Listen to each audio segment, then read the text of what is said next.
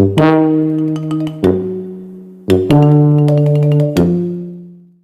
semuanya, kami dari kelompok 1 akan mempresentasikan tentang minimnya toleransi yang menjadi ancaman di Indonesia. Sebelum itu kami akan memperkenalkan diri kami. Nama saya Aura. Nama saya Iksan. Nama saya Albert. Nama saya Angelika.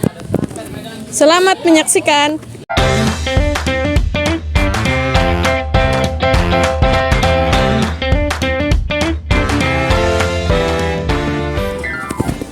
Hai guys, sekarang gue lagi sama Iksan dan kita sekarang akan membahas tentang yang lagi happening nih akhir-akhir ini.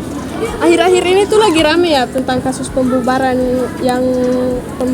ibadah itu. Iya, yang di Tangerang itu kan. Iya ya, yang itu.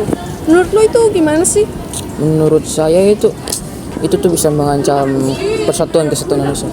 Mengapa? Karena yang pertama tuh kita tahu bahwa Indonesia itu bukan hanya memiliki satu agama saja. Maka jika kita membubarkan kegiatan ibadah satu agama saja, itu dapat menimbulkan konflik, di mana konflik itu perpecahan antara kelompok yang berbeda. Kemudian yang kedua itu, toleransi itu adalah kunci untuk menjaga keharmonisan dan perbedaan di tengah keberagaman. Jika kita kurang di toleransi, maka perbedaan dapat menimbulkan ketegangan, perselisihan, bahkan kekerasan. Yang ketiga itu, persatuan dan kesatuan Indonesia dibangun di atas semangat Bhinneka Tunggal Ika, yang berarti berbeda-beda tapi tetap satu.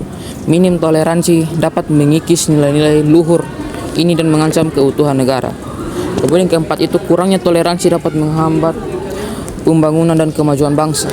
Energi seharusnya yang digunakan untuk memajukan negara akan terkuras untuk menyelesaikan konflik internal.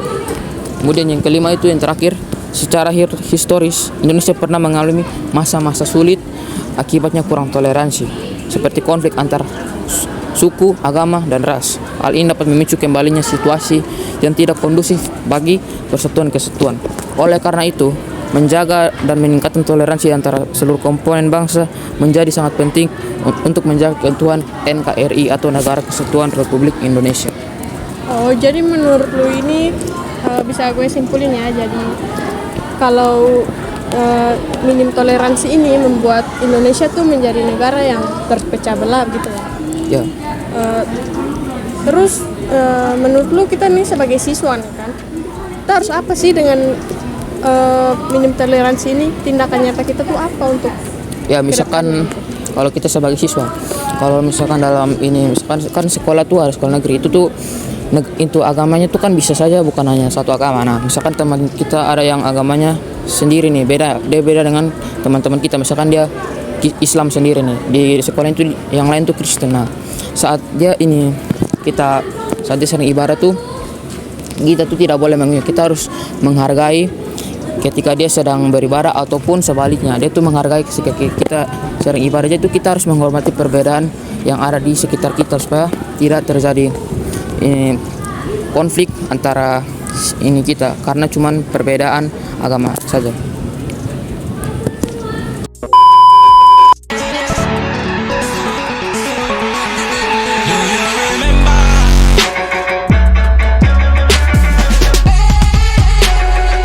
Lu ini orang apa, Albert?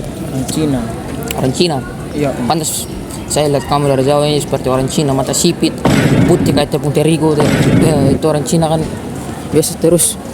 Orang Cina tuh kan itu hari yang viral itu yang dulu pandemi, dia kan yang menyebabkan virus corona ya.